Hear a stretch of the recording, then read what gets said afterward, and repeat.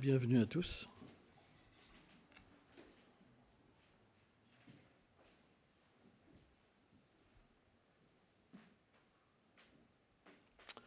Donc aujourd'hui, nous allons lire un passage de la Bhagavad Gita.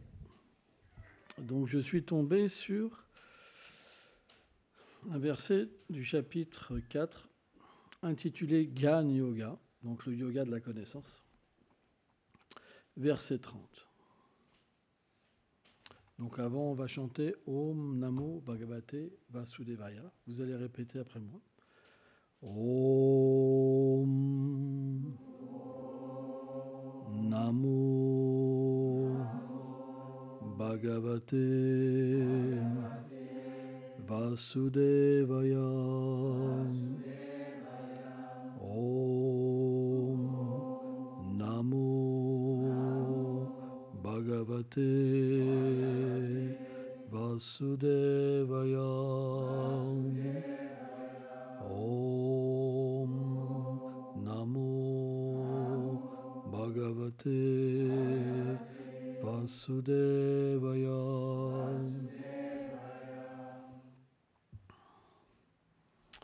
Sarvapyate Gyan Vidom Gyanam Chapitam Karmanasam Yagav Shistam Ritabhujam Yamtim Brahmam Sanantanam.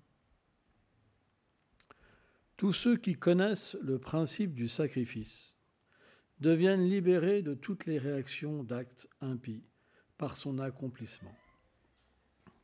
Ayant goûté le nectar, les restes du sacrifice, ils atteignent finalement l'absolu éternel. Commentaire. Différents sacrifices ont été énoncés. Ils visent à purifier les êtres de toutes les réactions de leurs actes passés.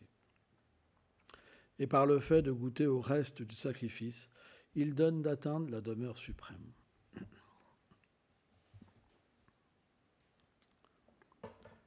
Om Gano Timmirandasyam Gyanam Sharam Shalakayo Shakshuram Meritam Jena Taisme Shigulave Namah. Shit Chaitanyam Anivistam Stapitam Nina Bhutare Swayam Rupa Kadamayam Dadati Swam Padam Tikam. E Krishna Karuna Sindhu Dinabandhu Jagatpate Gopesha Gopeka Kanta Radha Kanta Namostute. Tapta Kanchana Gourangi Radhe Vrindavaneshvari Plichabhanu Sute Devi Pranamami Hare Priye. Jaya Shri Krishna Chaitanya Prabhu Nityanando Shri Advaita Gadadara Shivasadi Gaur Bhaktamrinda. Hare Krishna, Krishna Krishna, Hare Hare, Hare Rama, Rama Rama, Hare Hare. Vrindai Tulasi Devai, Priyaya Keshava Satcha, Krishna Bhakti Pratidevi Satyavatye. Namo Namo Vanchakarpatarubhyacha Kripa Sindhubhyaevacha Patitanam Pavanebhyo Vaishnavebhyo Namo Namaha. Namahom Vishnu Padaya Krishna Prestaya Bhutale Srimate Bhaktivedanta Swaminiti Namine. Namaste Sarasvati Deve Kaulavani Prachaline Nirveshesha Sunyavadi Prachatya Deshatarine. Qu'est-ce que ça veut dire un sacrifice? L'opposé de sacrifice, c'est vivre pour soi. Quand vous accomplissez votre vie que vous aimez que pour vous, c'est ce qu'on appelle l'égoïsme. Faux égo. Vous êtes loin de votre vérité. Parce que vous nourrissez la conception matérielle de l'existence. Qu'est-ce que nous explique la Bhagavad Gita? On est l'âme, pas le corps. Le corps, les désirs du corps nourrissent la séparation du souvenir de l'âme et de notre relation avec la vérité absolue. C'est pourquoi, s'il n'y a pas de sacrifice, on ne peut pas purifier notre karma. Car le karma, qu'est-ce que c'est? C'est simplement dû à des activités passées, des désirs viennent dans notre cœur, on appelle des bij, des graines, qui portent des fruits sous la forme d'action et d'enchaînement à l'action.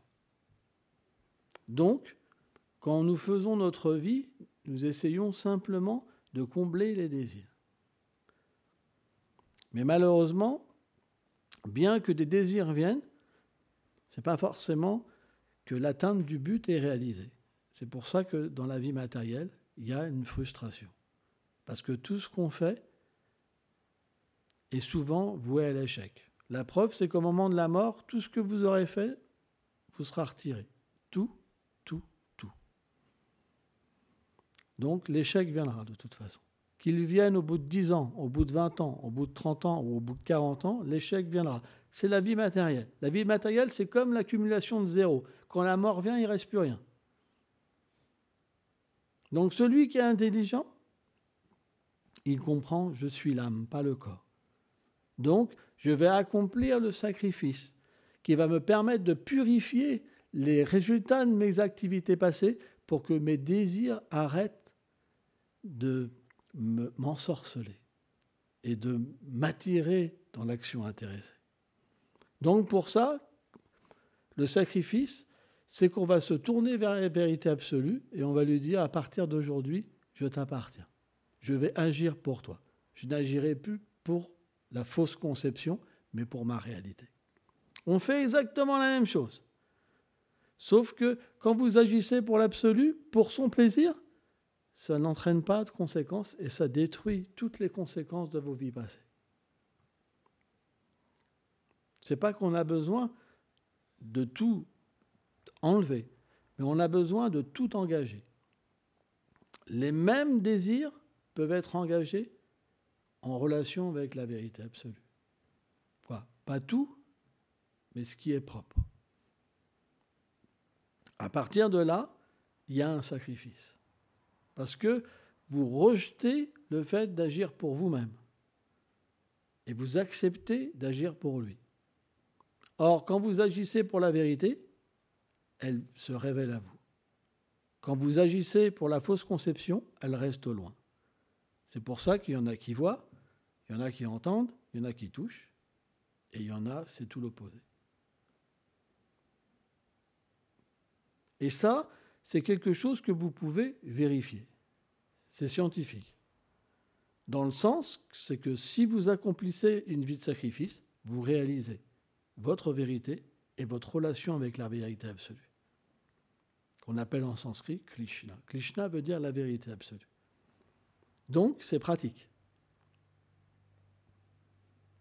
Je me rappelle, je raconte souvent cette histoire parce que c'était quelque chose qui m'avait beaucoup frappé.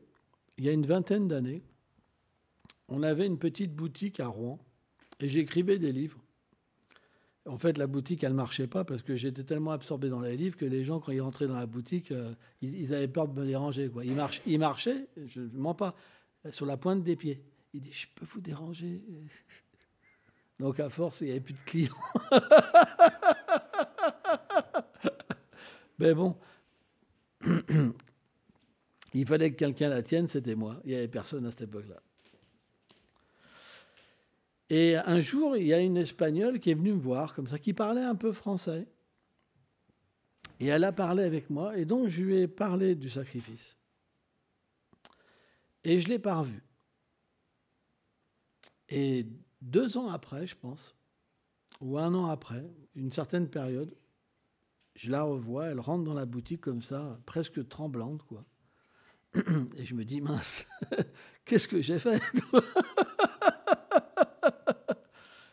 Et elle me dit comme ça, écoutez, c'est vraiment, je dois vous dire une chose, j'ai parlé avec vous, et quand je suis sorti de la boutique, j'ai senti que Dieu me reprenait tout. Et j'ai vraiment eu peur. J'ai vraiment vu Dieu, et j'ai senti qu'il reprenait ma vie.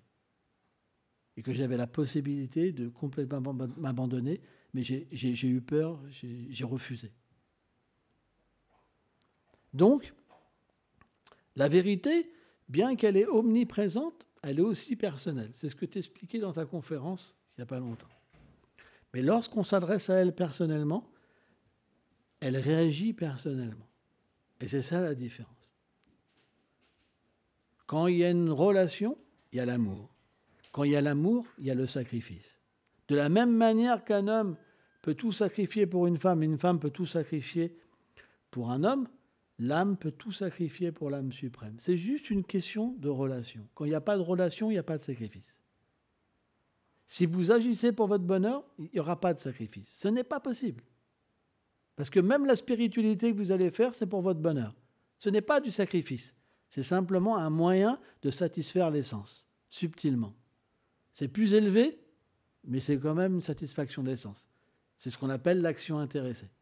C'est pourquoi le sacrifice, c'est quelque chose qui est vital, mais qui est inconnu aux êtres vivants. Parce que les gens, quand ils acceptent une personne, quand ils acceptent une voie, c'est simplement pour avoir du plaisir. Ce n'est pas pour se sacrifier. Mais ce plaisir-là, il renforce une identification. Elle peut être meilleure, ou elle peut être pire, mais ça reste une identification avec le corps, et non avec la réalité de l'âme. C'est pourquoi le but, c'est d'accepter le sacrifice dans notre vie. Alors au début, Srila Rupa Goswami explique, comme par exemple le chant des saints noms, c'est le sacrifice dans cet âge, le fait de chanter le Mahamantra, Hare Krishna, Krishna Krishna, Hare Rama, Rama Rama, Hare. Parce qu'en fait, Nama, le saint nom, et Nami, la personne qui a le saint nom, ne sont pas différentes. Et sur un point de vue de l'absolu, quand on chante le nom divin, on peut entrer en contact avec le divin et éveiller notre réalité. Donc, lorsqu'on accepte le sacrifice, on accepte naturellement d'aller vers quelque chose dans un premier temps qui peut être assez difficile. C'est une purification. On doit passer par une purification. Il y a des choses qui ne sont pas belles en nous. La colère, l'avidité, la concupiscence, l'envie, la convoitise, tout ça, c'est là en nous. On peut se mettre du beau maquillage, une belle barbe, une belle casquette ou je ne sais pas quoi, cacher tout ça par des belles apparences, un beau costume, mais c'est là. Et tant que j'ai ces contaminations, je ne peux pas m'exprimer. Moi, je sais, par exemple, quand j'étais voyou, j'étais pris par la colère et la violence. Mais ça m'adombrait.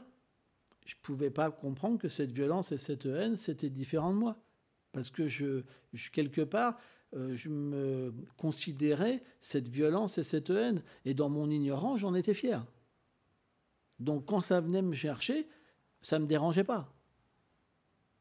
Au contraire, je trouvais ça normal et je trouvais ça bien. C'est ce qu'on appelle l'ignorance. Mais lorsque vous commencez le sacrifice, qu'est-ce qui se passe? Vous réveillez l'âme. Et l'âme, quand elle s'éveille, vous voyez que cette colère et cette haine, ce n'est pas vous. Et puis ça vous dérange, parce que ça vous empêche d'aller vers votre vérité, votre beauté. Donc, naturellement, il y a une purification. Il y a un combat dans cette vie intérieure. Ce n'est pas un combat avec l'extérieur, mais il y a un combat à l'intérieur. Mais ce combat, il ne se fait pas par notre propre force. Il se fait par l'abandon. Parce que par nous-mêmes, on n'a pas la possibilité d'échapper à ça. On ne peut pas. C'est notre conditionnement matériel. Il recouvre notre vérité. On ne peut pas. Donc, l'abandon au Seigneur suprême fait qu'il peut retirer ces couches, ce conditionnement pour nous libérer. C'est pour ça qu'on ne peut pas se libérer sans sacrifice, Ce n'est pas possible parce que par nous-mêmes, on est trop petit. Donc, dans notre vie, dans notre travail, dans notre vie de famille, on doit mettre Bhagavan, Shri Krishna, au centre de notre vie. Il est partout présent, il est dans notre cœur, il est dans l'atome, il est partout, vous ne pouvez pas l'enlever. Quand vous l'enlevez, on appelle Maya, l'illusion. Vous ne pouvez pas. Il contrôle tout, il est omniscient, omnipotent, omniprésent. Simplement par le sacrifice, après vous pouvez voir partout la vérité. Et quand vous la voyez, naturellement, vous êtes propre dans vos pensées, dans vos actions, dans vos paroles, dans tout. Pourquoi on en veut aux uns et aux autres? Parce qu'on ne voit pas la vérité. Quand on est coupé de la vérité, on ne comprend pas que les réactions, l'environnement, c'est simplement cette vérité qui met en place les réactions de nos actes, parce qu'on doit les payer. Quand vous voulez vous assumer et être indépendant, vous devez en payer le prix, c'est normal. Si vous pensez « je suis Dieu », ça veut dire quoi Dieu? Moi j'ai envie de faire ce que je veux, ni loi, ni maître. Donc automatiquement, s'il y a des lois dans l'univers, il faut payer. Pourquoi vous ne payerez pas? Mais est-ce que l'âme, elle est touchée par ça? Non. La Bhagavad Gita explique. Elle explique l'âme, elle est non éternelle. Elle n'a jamais eu de début, elle n'a jamais eu de fin. Elle ne peut pas être mouillée, elle ne peut pas être séchée, elle ne peut pas être coupée, elle ne peut pas être brûlée, elle est antimatière. Elle se retrouve dans cet environnement, le monde matériel, qui lui est donné pour qu'elle exprime sa fausse conception, son indépendance, le fait de vivre dans l'ignorance, coupée de la vérité. Donc automatiquement, quand vous agissez mal, dans cette vie ou la prochaine vie, vous devez prendre le prix de vos actes. Vous pouvez faire autrement. Mais ça ne veut pas dire que vous êtes touché véritablement. Dans un rêve, vous pouvez avoir peur de quelqu'un, souffrir vraiment. Ça ne vous a jamais arrivé de faire un cauchemar? Vous savez ce que c'est un cauchemar? C'est terrible. Parce que vous vous retrouvez avec des entités que vous ne pouvez même pas imaginer et qui vous poursuivent. Ça vient vous dévorer. Un truc terrible, un truc pire qu'un film presque. Mais pourtant, quand vous vous réveillez, ça reste accroché à vous et puis graduellement ça disparaît, puis vous oubliez. Et de la même manière, qu'est-ce que c'est cette réincarnation? C'est comme un grand rêve, une vie. Quand vous quittez votre corps, vous oubliez toute votre vie passée. Vous pouvez parfois vous en souvenir quelque chose pour vous aider à progresser spirituellement. Le Seigneur peut faire ça. Mais la plupart du temps, on oublie tout. Regardez, si je vous dis il y a 6 mois à l'instant présent ce que vous faisiez, excusez-moi, mais c'est pas évident. Je vais dire pire, 131 jours à la seconde près. Qui va s'en rappeler? Personne. On est où? Donc, de la même manière, en fait, qu'on se réincarne, quand on reprend un corps, on oublie tout. Des difficultés qu'on a eues, on reprend une nouvelle vie. C'est comme une nouvelle chance, quelque part. Et les réactions qu'on prend des vies passées, quand on est vertueux, ce n'est pas qu'elles nous empêchent d'évoluer. Quand on souffre, qu'est-ce qui se passe? Vous cherchez un refuge. Quand la souffrance est trop grande, vous cherchez un refuge. Quand par votre propre force, vous pouvez vous extirper de cette souffrance, vous ne cherchez pas un refuge. Mais quand la souffrance, elle devient trop grande, et quand vous n'êtes pas heureux dans la vie, vous avez beau trouver telle ou telle situation et tourner en rond, vous êtes bien obligé de prendre refuge. Parce que la vertu, les activités pieuses des vies passées vont venir vous chercher et donner cette intelligence. Prie, abandonne-toi, accomplis le sacrifice. Et une fois que vous accomplissez le sacrifice, la connexion vient. Et quand cette connexion intérieure vient, qu'est-ce qui se passe? Vous êtes libéré. Vous n'êtes plus comme tous les êtres. Vous n'êtes plus bardé d'ignorance. Vous n'avez plus besoin de telle ou telle personne pour être satisfait. Vous êtes satisfait en vous-même. Vous n'en voulez plus à personne. Vous pardonnez à tout le monde. Vous comprenez, avant j'étais malade. Maintenant, je suis libéré. C'est fini.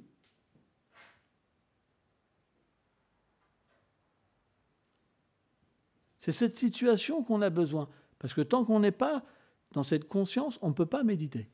C'est impossible de méditer tant qu'on n'est pas libéré. La méditation, véritablement, elle commence au stade de la libération, où on est complètement absorbé, au moins dans la vertu, quand l'ignorance et la passion sont endormies. Il n'y a plus les activités qui tournent, et il n'y a plus l'ignorance qui fait qu'on s'endort. On devient dans un stade où on peut véritablement se déconnecter en fait des sens, du mental, de l'intelligence, et on peut entrer en nous-mêmes sur le plan de l'âme. Et sur ce plan-là, quand on médite, alors on peut méditer sur le Seigneur suprême et atteindre un plan qui est encore plus élevé.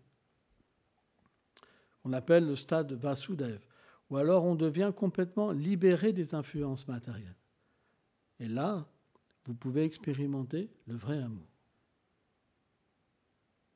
Avant l'amour, c'est tout petit, c'est ce qu'on appelle kama. Kama, c'est la recherche du plaisir pour une fausse conception. On essaye d'extirper du plaisir pour notre conception corporelle. Et plus on essaye, plus on s'embourbe dans ce monde matériel. C'est ce qu'on appelle la terre de l'exploitation.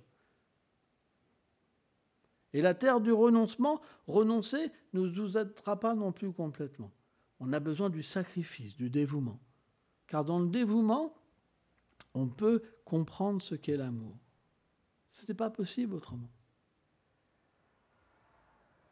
C'est pourquoi, sans sacrifice, notre vie, elle est vouée à l'échec.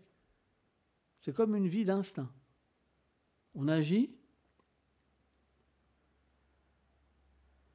on a des désirs, et des fois on est satisfait, et des fois pas satisfait, et puis on subit la vie.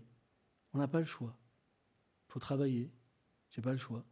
Je vais faire ci, j'ai pas le choix. J'ai peu d'argent, j'ai beaucoup d'argent. On subit les réactions de nos actes. Mais quand on crée le sacrifice, quand on nous donne l'opportunité d'être engagé dans le sacrifice, la vie intérieure vient nous chercher. C'est une vie complètement différente. On découvre un monde intérieur. On découvre notre réalité, nos sentiments éternels, notre position éternelle. Et on devient véritablement satisfait parce qu'on devient protégé et immunisé de toute fausse conception, de retourner dans une fausse conception, dans une forme d'ignorance. Et c'est ça le but du sacrifice, c'est de complètement nous purifier. Or, dans cet âge encore, dans cet âge, le chant des noms divins, c'est le procédé le plus facile et le plus puissant. C'est pourquoi, parce que les êtres, dans cet âge de Kali, ils ont une durée de vie très courte, 100 années maximum. C'est très court par rapport aux autres âges. Les êtres ont peu d'intelligence, il y a beaucoup d'ignorance. Ils ont constamment des contrariétés par le corps, par les êtres vivants, par les situations géographiques, comme la grêle, je ne sais pas, le temps, quoi, la pluie, etc. Ces trois formes de souffrance viennent constamment perturber l'être. Et donc, c'est impossible de rester, par exemple, pendant 10 ans sans manger, sans boire, et juste méditer, entrer en nous-mêmes. C'est impossible. Donc, c'est expliqué que dans chaque âge, il y a un processus qui est donné selon la condition des êtres vivants. Et dans cet âge, chanter, c'est le plus facile. Parce que tout le monde peut chanter. Tout le monde peut prononcer le nom divin. Tout le monde peut prendre refuge dans le nom divin. Et lorsqu'on chante, alors on purifie pas simplement les résultats de nos actes passés, c'est expliqué. Ça, c'est révélé dans le Srimad Bhagavatam, 6e chant, dans la discussion entre les Vishnudutta et Yamadutta. Ce n'est pas simplement qu'on purifie les résultats de nos actes passés, mais on détruit à la racine notre désir d'indépendance, d'être indépendant de la vérité.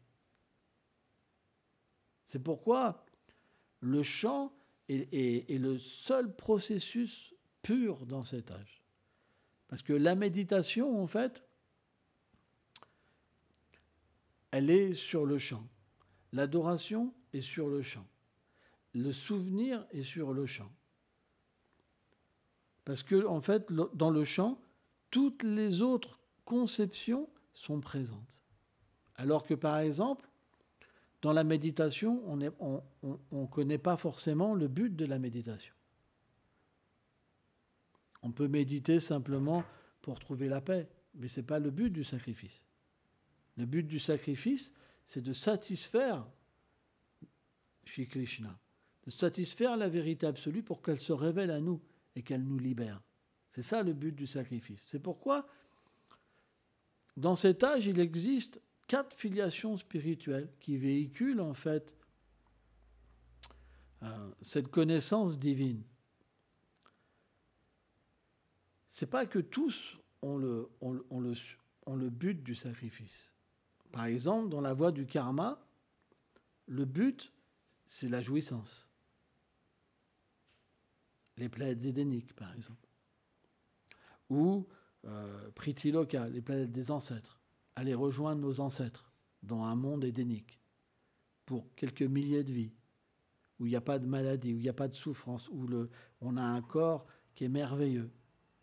Et on revient encore dans cette famille. C'est expliqué, ceux qui accomplissent les sacrifices pour aller à Pritiloka, ils font que ça. Ils restent dans leur famille. Donc ça existe. Il y a beaucoup cette conception chez les religieux. Beaucoup. Vous voyez, il y a des films, vous les voyez, ils vont sur les planètes du paradis, il y a toute leur famille qui les attend. Il y a même le chien, le chat, le canard, et tout le monde est là. Avec un corps merveilleux, etc. Et en fait, ça existe vraiment. On appelle en fait cette planète spéciale Pritriloka. Et Vishwanath Chakravarti Thakur explique que quand on fait cette adoration donc aux ancêtres, quand on quitte notre corps, on va sur cette planète-là, on rejoint nos ancêtres. Sauf qu'on ne se souvient pas de nos vies passées, mais on est quand même avec eux ensemble. Parce qu'il n'y a pas ce souvenir exactement. Parce que en fait, la vie terrestre sur Terre, c'est très petit, quoi. Il y a un tout petit peu de bonheur, il y a de la souffrance équilibrée, mais sur les planètes comme Pritiloka, c'est que du bonheur. Il n'y a pas cette conception de souffrance. Il y a un corps adapté au bonheur, par exemple, pas à la souffrance. Alors que sur Terre, les corps sont adaptés moitié bonheur, moitié souffrance. S'il y a trop de bonheur, on quitte notre corps. S'il y a trop de souffrance, on quitte notre corps. Sur les planètes infernales, alors c'est plutôt adapté pour souffrir. Et il y a des planètes encore plus élevées, où les niveaux de conscience sont plus élevés, les bonheurs sont plus élevés. Il y a 14 systèmes planétaires et plein de planètes dans cet univers. Des endroits où même si on pouvait y aller, on ne pourrait pas voir, on ne pourrait pas percevoir, parce que le plan de conscience est différent. Mais, même sur ces plans de conscience, le but, il n'est pas toujours compris. C'est pourquoi, dans cet âge, il y a une miséricorde spéciale par le chant, c'est que n'importe qui chante ce Mahamantra Hare Krishna, en temps voulu, cette connaissance, elle descend dans nos cœurs, même s'il n'en a pas conscience. Parce que dès qu'on chante, le Seigneur, il accepte qu'une personne l'appelle. Or, quand quelqu'un l'appelle, qu'est-ce qu'il dit ? Je vais faire maintenant tous les arrangements pour qu'il revienne à moi. C'est pourquoi la vie de sacrifice, c'est une vie à double sens. On appelle, mais on reçoit. Et quand on reçoit, naturellement, on veut plus. On se sacrifie plus. Et plus on reçoit, plus on se sacrifie. Et à la fin, ce qui est merveilleux, c'est que, ça c'est expliqué dans le verset Samoham Sarvabhuteshu, dans ce verset-là, c'est que la vérité absolue, elle se sacrifie à vous aussi. En proportion qu'il y a un sacrifice, en proportion, elle se sacrifie. C'est pourquoi il n'y a pas un état d'esclavage comme dans le monde matériel. Dans le monde matériel, quand vous vous sacrifiez, vous êtes devenu un esclave. Mais la vérité est tellement parfaite que lorsque vous vous sacrifiez à elle, elle se sacrifie à vous. C'est pourquoi l'amour ne peut pas être compris autrement, parce que à travers un être petit et imparfait, on ne peut pas comprendre l'amour parfait. Mais à travers Krishna, on peut le comprendre. C'est pour ça que Krishna enseigne que sans sacrifice, alors on ne peut pas atteindre, on ne peut pas l'atteindre, c'est pas possible. Et ce sacrifice, c'est l'amour. Merci beaucoup.